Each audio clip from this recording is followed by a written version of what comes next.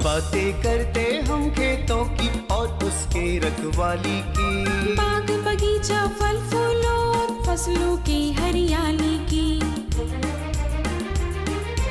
हम बीजों की बातें करते उत्तम जल संसाधन की, हम तकनीकी बातें करते फसलों के उत्पादन की। हर किसान का सपना सच हो जीवन सुखद बनाने को, गाँव-गाँव के हर आंगन का प्यारा सा ये दर्शन। कृषि दर्शन, कृषि दर्शन, कृषि दर्शन, कृषि दर्शन, कृषि दर्शन, कृषि दर्शन, कृषि दर्शन, कृषि दर्शन। नमस्कार, जोहार। कृषि दर्शन कार्यक्रम में आप सभी किसान भाई बहनों का स्वागत है।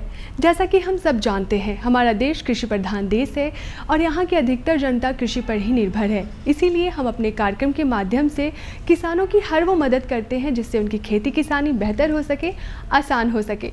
तो चलिए कार्यक्रम की शुरुआत करते हैं। सबसे पहले देख लेते हैं कृषि समाचार में आपके लिए क्या है खास।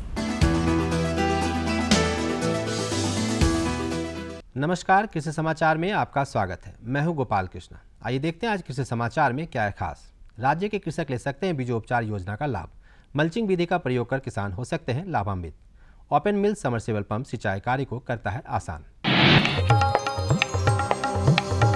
कीट व्याधियां और रोग फसलों पर लगते हैं जिस कारण कभी कभी किसानों को काफ़ी नुकसान उठाना पड़ता है। यदि बुआई से पूर्व बीजों को उपचारित कर लिया जाए तो 75% तक रोग व्याधियों का बीज जनित रोगों से बचाव होता है।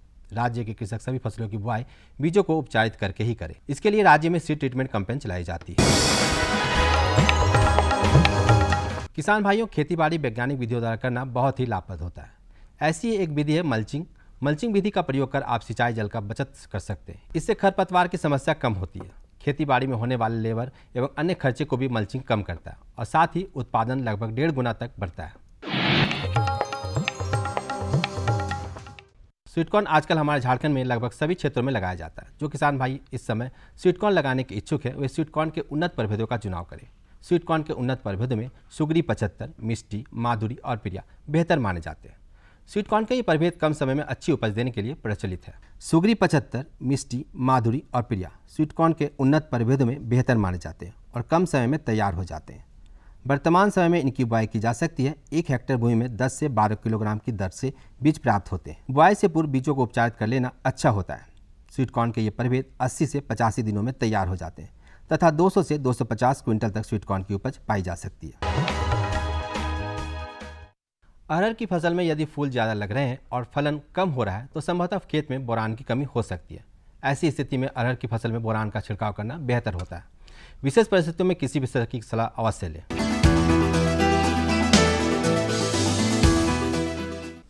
खेतीबाड़ी में सिंचाई कार्य को आसान बनाता है ओपन मिल समरसेबल पंप। यह पंप गहरे कुओं, तालाब, नहर इत्यादि में पानी खींचकर खेतों तक आसानी से पहुंचाने में सक्षम है। गहरे कुओं, दूर स्थित तालाब, नहर या अन्य जल स्रोतों से पानी खींचकर खेतों तक पहुंचाता है यह ओपन मिल समरसेबल पंप। यह पंप सिंचाई कार्य में लगने वाले मेहनत और मजदूरी की बचत से के साथ समय की भी बचत करता है। कम जल उपलब्धता वाले जगहों में इसकी उपयोगिता बहुत है।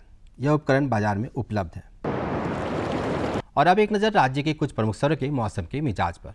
आज राज्य के कुछ प्रमुख शहरों के तापमान इस प्रकार दर्ज किए गए। रांची अधिकतम 36 डिग्री सेल्सियस और न्यूनतम 18 डिग्री सेल्सियस। देवघर अधिकतम 36 डिग्री सेल्सियस और न्यूनतम 22 डिग्री सेल्सियस। जमशेदपुर अधिकतम 39 डिग्री सेल्सियस और न्यूनतम 24 डिग्री सेल्सियस। मेदिनीनगर अधिकतम 38 डिग्री सेल्सियस और न्यूनतम 21 डिग्री सेल्सियस।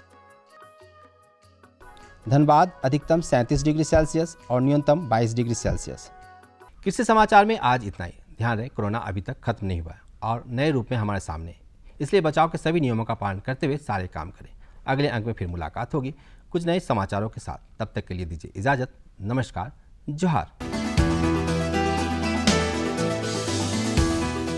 तो किसान भाइयों, कृषि समाचार में आपने देखा तकनीक के बारे में, उपकरण के बारे में, साथ ही मौसम का हाल भी जाना। अब समय हो चला है एक छोटे से विराम का। विराम के बाद हम तुरंत आते हैं। अन्नदाता किसानों की खुशहाली और उनकी आय में बढ़ोतरी के लिए भारत सरकार लगातार प्रयासरत है। माननीय प्रधानमंत्री श्री नरेंद्र मोदी जी के दूरदर्शी नेतृत्व में पिछले 7 वर्षों में खेती को आधुनिक और किसानों को आत्मनिर्भर बनाने के लिए कई निर्णय लिए गए हैं। छोटा किसान बने देश की शान, ये हमारा सपना है। देश के 80% से ज्यादा किसान ऐसे हैं जिनके पास 2 हेक्टेयर से भी कम जमीन है। अब देश में इन्हीं छोटे किसानों को ध्यान में रखते हुए कृषि सुधार किए जा रहे हैं, निर्णय लिए जा रहे हैं। प्रधानमंत्री किसान सम्मान निधि योजना की शुरुआत 24 फरवरी 2019 को माननीय प्रधानमंत्री श्री नरेंद्र मोदी जी के द्वारा की गई थी। पीएम किसान योजना का पूरा खर्च भारत सरकार वहन करती है। इसके तहत लाभार्थी किसानों को हर साल 6,000 रुपए की सम्मान राशि 2,000 रुपए की 3 समान किस्तों में सीधे उनके बैंक खातों में हस्तांतरित की जाती है। अब तक 11 करोड़ से भी अधिक लाभार्थी किसानों के बैंक खातों में 1,58,000 करोड़ रुपए से अधिक की राशि सीधे ट्रांसफर की जा चुकी है। किस्तों की जानकारी किसानों को एसएमएस के माध्यम से दी जाती है। இப்போ நேரா நாங்க வந்து பேங்க்குக்கு ஆக்சுவல் போகும்போது அந்த பணத்தை நாங்க வித்ரா பண்ணிட்டு வந்து நாங்க விவசாயம் பண்ணிக்கிறோம்। इस मदद से बुआई के पहले अब किसानों को बीज, खाद, कीटनाशक और कृषि संबंधी अन्य जरूरतों के लिए साहूकारों के आगे हाथ नहीं फैलाना पड़ता।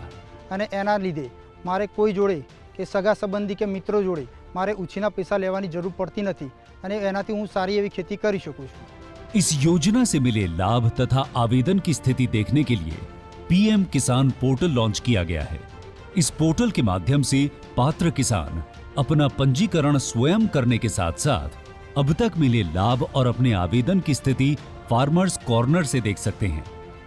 इस योजना का लाभ पात्र किसानों को ही मिल सके, इसके लिए इस प्रक्रिया को फूल प्रूफ बनाते हुए इसे आधार और इनकम टैक्स वेरिफिकेशन के साथ साथ फिजिकल वेरिफिकेशन से भी जोड़ा गया है। इसके अलावा किसानों की सुविधाओं और जानकारी के लिए पीएम किसान मोबाइल ऐप भी विकसित किया गया है। पीएम किसान सम्मान निधि योजना का लाभ देश के सभी राज्यों और केंद्र शासित प्रदेशों के किसानों को मिल रहा है। इसे हासिल करके हमारा किसान सबल और आत्मनिर्भर हो रहा है। इस स्कीम ने हमारा भारत सरकार ने हमारा किसान के लिए बहुत बड़ा सम्मान दिया है। इसीलिए हम भारत सरकार को, प्रधानमंत्री नरेंद्र मोदी जी को हम बहुत बहुत धन्यवाद देती हूँ। आत्मनिर्भर भारत की पहचान प्रगतिशील और समर्थ किसान। विराम के बाद आप सभी किसान भाई बहनों का स्वागत है। आज कृषि बहुत बड़ा व्यवसाय बन गया है, लेकिन परंपरागत खेती को अपनाकर किसानों के लिए अच्छा मुनाफा कमाना आसान नहीं होता है। इसी के लिए आज किसान समन्वित कृषि प्रणाली को अपना रहे हैं और अच्छा खासा मुनाफा भी कमा रहे हैं। तो चलिए आज हम जानते हैं कि समन्वित कृषि प्रणाली से किसानों को और क्या क्या लाभ मिलता है। चलिए देखते हैं फीचर और लेते हैं जानकारी। किसान समन्वित कृषि प्रणाली अपनाकर अपनी आय में वृद्धि कर सकते हैं। इससे उनकी आर्थिक स्थिति में सुधार हो सकता है। समन्वित कृषि प्रणाली से तात्पर्य है फसल उत्पादन के अलावा अन्य अतिरिक्त व्यवसाय जैसे बकरी पालन, मुर्गी पालन, मधुमक्खी पालन, मशरूम उत्पादन, बर्मी कंपोस्ट आदि से है। आज हम बात करेंगे ICAR के प्रमुख AK सिंह जी से, जो कि हमें बताएंगे कि समन्वित कृषि प्रणाली से किसानों को कैसे लाभ पहुंच सकता है। सर, सबसे पहले तो इस कार्यक्रम में आपका बहुत बहुत स्वागत है। नमस्कार, जोहार किसान भाइयों। सबसे पहले तो हम यही समझना चाहेंगे कि समन्वित कृषि प्रणाली से कैसे किसानों को लाभ मिलेगा और ये है क्या।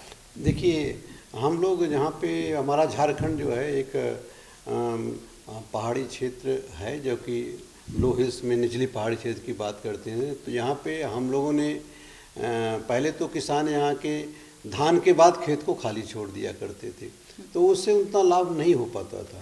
हम लोगों ने इस केंद्र पे भी 0.75 एकड़ का एक मॉडल बनाया है रेन फेड इकोसिस्टम के लिए। जो हमारा झारखंड का इकोसिस्टम है, वर्षा आधारित है, उसके लिए हम लोगों ने यहाँ पे काम किया है। और हम लोगों ने देखा कि अगर फसल के साथ साथ पशुपालन को जोड़ा जाए इसमें, और साथ साथ उसमें फल उत्पादन को भी जोड़ें। ये 3 सिस्टम हम लोगों ने यहाँ प्रयोग किया है समन्वित कृषि प्रणाली में, और इससे बड़ा अच्छा रिजल्ट भी उभर के आया है। अगर हम फसल की बात करते हैं तो धान तो यहाँ की प्रमुख फसल है। वर्षा के मौसम में धान को, मक्का को हम लोगों ने देखा है लगा करके, और इसके बाद धान कटने के बाद जब जो नमी बची रहती है खेत में, उसमें हम लोगों ने चना, अलसी, इन सब का भी, नाइजर, तिलहनी वाली फसलों में इनका प्रयोग किया। साथ में अगर हम पशुपालन की बात करें तो 2 गाय हम लोगों ने इसमें रखा है।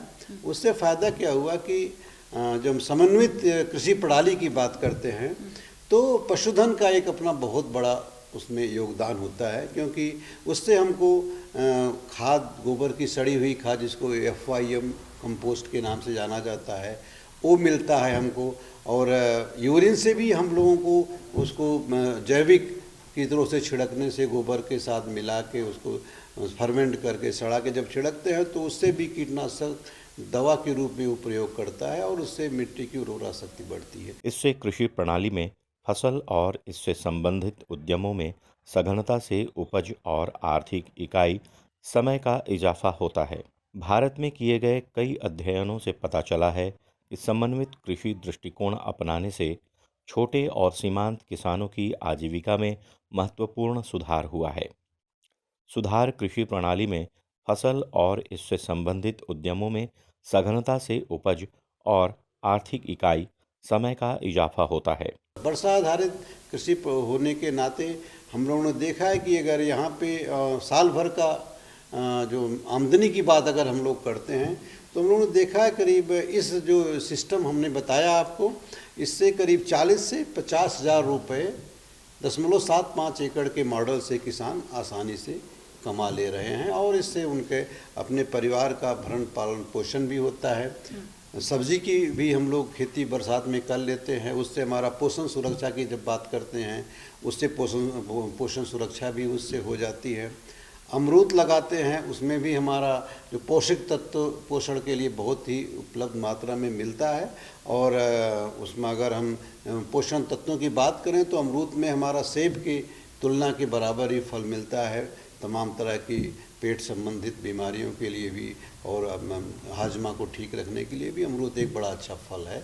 उसको भी हम लोगों ने देखा है बड़े अच्छा बरसात के मौसम में और जाड़े में भी काफ़ी अच्छा फल आता है, तो इससे अतिरिक्त आमदनी किसान भाइयों को मिल जाती है और मुनाफा भी अच्छा होता है। कि समन्वित कृषि दृष्टिकोण अपनाने से छोटे और सीमांत किसानों की आजीविका में महत्वपूर्ण सुधार हुआ है। खेती के साथ अन्य गतिविधियों को अपनाने से मजदूरी की मांग उत्पन्न होती है, जिससे पूरे साल परिवार के सदस्यों को काम मिलता है और उन्हें खाली नहीं बैठे रहना पड़ता है। समन्वित कृषि प्रणाली का मतलब कई तरह के प्रयोगों को एक साथ कर देना, लेकिन नहीं वो, जैसे मान लीजिए हम किसी आदिवासी ग्रामीण क्षेत्र में जाते हैं तो कहता है कि हम गाय पालने में या भैंस पालने में हमको असुविधा है, तो उसमें वो बकरी भी पाल सकता है, सुअर का भी रख सकता है जो हमारा, और नहीं तो मुर्गी का पालन भी कर सकता है, और कुछ क्षेत्र में मछली भी लगा सकता है। तालाब अगर वहाँ पानी का साधन है, बरसात के मौसम में जल इकट्ठा होता है तो छोटा सा पॉन्ड या तालाब बना के उसमें मछली और डकरी के भी कर सकता है। तो ये किसान के ऊपर निर्भर करता है कि कौन सा मतलब उसको पसंद है, किसमें उसकी रुचि है उसमें, क्योंकि अगर कोई आदमी गाय पालने में या भैंस पालने में उसको कंफर्टेबल नहीं है तो उसको हम ज़बरदस्ती थोपने से वो सफल नहीं होता हमारा प्रयास। तो ये किसान के ऊपर पूर्णतः डिपेंड होता है और उसकी रुचि के ऊपर निर्भर करता है कि उसका झुकाव किस में है। साथ में इस बात का ध्यान रखना बहुत ज़रूरी है कि जब हम बरसात के मौसम में अगर संभव हो सके तो पानी के भंडारण का व्यवस्था जरूर करना चाहिए। जल छाजन, वाटर हार्वेस्टिंग की बात आजकल चारों तरफ हो रही है, क्योंकि अगर हम पानी बचा के रख लेंगे बरसात के मौसम में तो उसका प्रयोग हम लाइफ सेविंग, कई बार जीवन यापन के लिए भी या पौधे के लिए अति आवश्यकता के भी बहुत से क्रिटिकल फेज आ जाते हैं जिसमें कि जल की आवश्यकता बहुत आवश्यक होती है। इसलिए अगर हम जल संरक्षण भी छोटे से क्षेत्र में करेंगे तो निश्चित रूप से उनको फसल को अच्छा उत्पादन मिलेगा और समय पे बहुत ही क्रिटिकल अवस्था में सिंचाई भी हम कर सकते हैं। लेकिन सर, जो किसान समन्वित कृषि कर रहे हैं, जो फल भी उगा रहे हैं या जो सब्जी भी कर रहे हैं, खेती कर रहे हैं, लेकिन उसके साथ वो अगर किसी पशु को भी रखना चाह रहे हैं तो क्या होता है कि पशु का जो मलमूत्र है फिर उसका वो किस तरीके से उपयोग कर सकते हैं? देखिए, मैंने बताया कि आज की खेती कम क्षेत्रफल में अधिक उत्पादन लेना है। पहले क्या होता था, खेत बड़े बड़े हुआ करते, तभी जोत बहुत कम है। हमारे देश के 86% हमारे किसान लघु और सीमांत किसान हैं। तो ऐसी स्थिति में ज़मीन की उर्वरा शक्ति को बनाए रखने के लिए हम लोगों को कंपोस्ट खाद बनाना बहुत ही आवश्यक होगा। और अगर मल और गोबर और मूत्र मिल रहा है तो हम लोग तो मूत्र को भी इकट्ठा करके उसको भी हम जैविक कृषि में की बात हो रही है तो उसका भी प्रयोग हम लोग गोबर के साथ घोल के बेसन मिला के उसका घोल बनाते हैं, फर्मेंट करते हैं, फिर पौधों पे छिड़कते हैं। तो किसान भाई बहनों, आप भी समन्वित कृषि प्रणाली को अपनाकर खेती किसानी के साथ साथ पशुपालन, बतख पालन, मुर्गी पालन, मछली पालन एक साथ कर सकते हैं और लाभान्वित हो सकते हैं। तो चलिए कार्यक्रम में बढ़ते हैं आगे और आपको अपने देते हैं दूसरी जानकारी। भारत में तिलहनी फसलें बहुत बड़े पैमाने पे की जाती है और इससे किसानों को बहुत अच्छा खासा मुनाफा भी प्राप्त होता है। तो आज हम जानेंगे कि सूर्यमुखी की खेती और गर्मा तिल की खेती की क्या क्या संभावनाएं हैं झारखंड में। मिलते हैं विशेषज्ञ से और लेते हैं जानकारी। अगर सबसे पहले हम गर्मा तिल की बात करते हैं जी, तो झारखंड में गर्मा तिल की खेती की क्या संभावना है? गर्मा तिल की संभावना झारखंड में बहुत ज़्यादा है, लेकिन उन्हीं इलाकों में जहाँ पर कि थोड़ा सा भी नमी की संभावना हो, जैसे कि आपको अगर पलामू से लेकर संथाल तक जाएं तो जो नदी के किनारे के बेल्ट होते हैं उनमें गर्मी में आप इसकी खेती कर सकते हैं। ऐसे किसान भाई गर्मा के दिन में तो खेत जहाँ पर पानी के समय वहाँ पर सब्जियों पर ज़्यादा जोर देते हैं, लेकिन ये एक ऐसा फसल है जो कि 80 दिन से 85 के दिन के अंदर में आपको अगर केवल तेल चाहिए तो तेल के लिए आप 80 दिन में कटाई कर सकते हैं, और अगर बीज चाहिए तो बीज के लिए आपको 85 से 90 दिन तक आपको रखना पड़ेगा, मतलब 1 सप्ताह और रखने के आप कटाई करेंगे तो बीज के लिए भी आप इसकी कर सकते हैं। तो कहने का मतलब जब 80 दिन में करें तो आप ध्यान दीजिए तो ये करीब 2.5 महीने के करीब पड़ा है। तो 2.5 महीने का अंतराल जो है उसमें आप अगर तिल के साथ में आप जो दूसरे सब्जियां लगाए हुए हैं, सब्जियों को आप ध्यान दीजिएगा। गर्मा के दिन में खास जैसे कि आप टमाटर वर्गीय फसलों का जो खेती करने से बैंगन है या मिर्चा है, शिमला मिर्च है, सब की खेती करते हैं, तो उसमें अगर तिल की खेती किए हुए हैं, दूरी पर उसको मेंटेन किए हुए हैं, तो बीच में उसको रोपाई करके ये अंतर्वर्ती फसल के रूप में भी सब्जी की खेती ये ले सकते हैं किसान भाई। इसलिए तिल एक ऐसा फसल है जो कि इनको एक साथ दोहरा लाभ देता है। तो डॉक्टर साहब ने बताया कि झारखंड में काफ़ी संभावनाएं हैं गर्मा तिल की खेती के बारे में। आप बताया कि संथाल का क्षेत्र या पलामू का क्षेत्र वहाँ पे हो सकता है। हाँ। तो जो किसान तिल की खेती करना चाहते हैं तो उसकी बुआई किस समय करना है, खेत की तैयारी किस तरीके से करना है, और प्रभेद का चुनाव का बात करते हैं तो कौन सा प्रभेद इसके लिए उपयोगी होगा? हाँ, किसान भाई चूँकि आप गर्मी में खेती करने चल रहे हो तो आपको सबसे पहले किस्म की बात आती है। किस्म आप ऐसा चुनाव कर जो कि सूखारोधी हो। अगर आप किसी कारण से पानी देने में आपको विलम्ब हो गया तो भी आपको वो फसल झेल सके, इसके लिए तो आपको तैयार रहना पड़ेगा।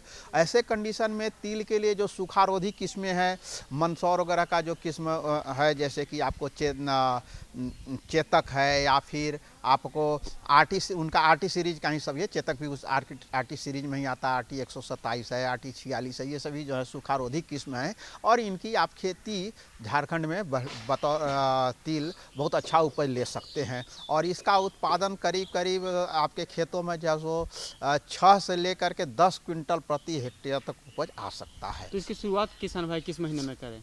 किसान भाई तिल की खेती के लिए फरवरी का महीना सबसे बेस्ट होता है, लेकिन अगर वो चाहे तो चूँकि 80 दिन 90 दिन का है, तो अगर केवल तिल की खेती लेनी है तब वो मार्च क्या 15 अप्रैल तक भी खेती करेंगे तो ये निकाल सकते हैं उसको। लेकिन अगर सब्जी का अंतर्वर्ती खेती भी उसी में लेना है तो स्वाभाविक है कि आपको पहले तिल फरवरी में लगाना पड़ेगा, तो उसके बीच में बाद में जब वो पौधे आ जाते हैं तो उसमें फिर रोपाई आप टमाटर या फसल या कोई फसल का आप कर सकते हैं, उस तरह से आप जा सकते हैं। तो अगर हम तिल की खेती करते हैं तो खेती के समय किन किन बातों का ध्यान देना है, सिंचाई कितनी अवधि में करना है, हाँ। रोग से बचाव के लिए क्या करना है, कीट से बचाव के लिए क्या करना है? जी, इसके लिए किसान भाइयों देखिए, कोई भी फसल का बीज हो या बिचड़ा हो, उसका लगाने के लिए उसका बीजोपचार या बिचड़ा उपचार अति आवश्यक है। आप इसके लिए दो तरह से जा सकते हैं। एक तो है रासायनिक जो दवाइयाँ होती हैं उनका व्यवहार कीजिए, दूसरी की जैविक में आपको ट्राइकोडर्मा सीरी की जो 2-3 स्पेसीज हैं उनको आप व्यवहार कीजिए। प्रति किलो 5 ग्राम आपको ट्राइकोडर्मा लगेगा। हल्का सा पानी छिड़क दीजिए और ट्राइकोडर्मा मिला करके उसको ये करके और तब उसको बुआई कीजिए। अगर आप केमिकल में जाते हैं तो केमिकल में आपको जैसे कि अपने यहाँ कार्बेंडाजिम है या थीरम है, इनका उपयोग कर सकते हैं। प्रति किलो बीज 2 से 3 ग्राम आप उपयोग करेंगे तो आपका ये काम चल जाएगा। इसके बाद में आपको जब गर्मा का दिन है तो हमारा झारखंड का मिट्टी अधिकतर जो है सो लाल दोमट मिट्टी है, रेड लैटेराइट है। तो ऐसे कंडीशन में यहाँ पर दीमक का ही प्रकोप प्रायः हर जगह मिलता है। तो अगर बीज को किसान भाई अगर क्लोरोपाइरीफॉस में ट्रीट करके और तब लगाएं और जब उनका सूख आता है ज़मीन, उसमें यदि उनको कहीं पर ही ये लगे कि हाँ अब दीमक आ सकता है, संभावना है, तो देखो हमेशा भाई किसान भाइयों कि आपका जो कोई रोग हो, कीट हो, उसको आने के पहले उपचार कीजिएगा, तब फसल में आपको लाभ होता है। अदरवाइज बाद में आपका वो ठीक है रोग कीट नियंत्रित हो जाता है लेकिन आपको एक अच्छा खासा नुकसान हो चुका रहता है। इसलिए आप दीमक के लिए वहाँ पर जो है सो आप 1 लीटर पानी में इमिडाक्लोपिड जो है सो वो मिला करके आप 1 से 1.5 ml और उसको आप मिट्टी में पौधे के पास में आप छिड़काव कर दिए तो दीमक नहीं लगेगा पौधे में। या फिर क्लोरोपाइरीफॉस भी आप 1 लीटर पानी में 2 ग्राम घोल करके इसको भी आप छिड़क सकते हैं। इस तरह से आपका ये दोनों काम करता है। बताया कि तिल की खेती के बारे में किस तरीके से उसकी देखरेख करना है, दीमक से बचाव के लिए कौन दवा का उपयोग करना है। अगर हम सूर्यमुखी की बात करते हैं तो सूर्यमुखी की क्या संभावना है? अगर सूर्यमुखी एक झारखंड के लिए, झारखंड में अभी तक से उतना प्रचलित सूर्यमुखी की खेती है नहीं, लेकिन सूर्यमुखी की खेती कीजिएगा। देखिए आप किसी भी दुकान पर जाइए तेल खरीदने के लिए तो तेल क्या चीज़ का मिलता है आपको। मुख्य रूप से अगर आप झारखंड में कहीं भी दुकान पर जाइए तेल खरीदने के लिए तो वहाँ मिलेगा या तो सरसों का तेल मिलेगा 1 नंबर पर, दूसरा आपको यही सूर्यमुखी का ही तेल मिलता है और कुछ जगहों पर राइस ब्रांड भी मिलता है। तो सूर्यमुखी का तेल आप अगर अपने यहाँ उत्पादन करते हैं और इसको बढ़ावा देते हैं तो आपके लिए बहुत लाभदायक होगा। और ये भी आपको तिल के समान ही कम पानी में भी गर्मियों के दिन में अच्छा उपज दे देता है। और दूसरी बात कि इसका जो बीज अगर आप रखना चाहते हैं अगले वर्ष के लिए या अगले सीजन के लिए, जैसे बरसात के लिए भी, तो आपको देखिएगा कि सूर्यमुखी का जब फूल होता है उसमें 2 तरह का क्षेत्र दिखाई देगा। बीच में केंद्र वाला दिखाई देता है जो काला काला टाइप का रहता है और किनारे किनारे पीला वाला रहता है। तो जो पीला रहता है वो फूल जो है वो उसमें बीज नहीं होते हैं, ये ध्यान रखिएगा। तो इसलिए आप वहाँ पर आप जो चुनाव करेंगे, जो भी उसका लाते हैं माथा उसको निकाल करके उसमें से आप किनारे वाले को हटा दीजिए, बीच वाले को भर उसमें से बीज रख के रखिए, तब आपके लिए बीज लाभकारी रहेगा। अन्यथा करीब आपको 40% बीज है और 60% अबीज हो जाता है, तो उससे बचाव का ही उपाय है। सूर्यमुखी की बात करते हैं तो सूर्यमुखी का खेती किस मौसम में किया जाता है, किस तरीके से किया जाए? क्या हाँ, सूर्यमुखी अपने झारखंड में 2 मौसम में किया जाता है, एक अभी गर्मा में और दूसरा है आपको बरसात में। गर्मा के लिए भी यही तिल के समान ही आप फरवरी में इसकी खेती करें और ताकि आपको ये करीब 90 दिन से लेकर के आपको 105 दिन के आसपास का फसल होता है। और यहाँ के लिए आप एक सूर्या एक नाम अच्छा खासा जाना पहचाना किस्म है। इसके सिवाय आप JK 236 का भी प्रयोग कर सकते हैं और अच्छी उपज प्राप्त कर सकते हैं। तो आज के इस कार्यक्रम में हमने आपको 2 जानकारियाँ दी। आशा करते हैं हमारी दोनों जानकारियाँ आपको काफ़ी अच्छी लगी होंगी। अगर आपके पास भी कोई जानकारी है हमें देने के लिए या हमसे कोई जानकारी लेनी है तो आप हमें संपर्क कर सकते हैं। हमारा पता है कृषि दर्शन, कृषि प्रकोष्ठ, द्वारा केंद्र निदेशक, दूरदर्शन केंद्र, रातू रोड, रांची। हमारा पिन संख्या है 834001। इसी के साथ हमें दीजिए इजाज़त। नमस्कार। हम बीजों की बातें करते उत्तम जल संसाधन की, हम तकनीकी बातें करते फसलों के उत्पादन की। हर किसान का सपना सच हो जीवन सुखद बनाने को, गाँव के हर आंगन का प्यारा सा ये दर्शन। कृषि दर्शन, कृषि दर्शन, कृषि दर्शन, कृषि दर्शन, कृषि दर्शन, कृषि दर्शन, कृषि दर्शन, कृषि दर्शन।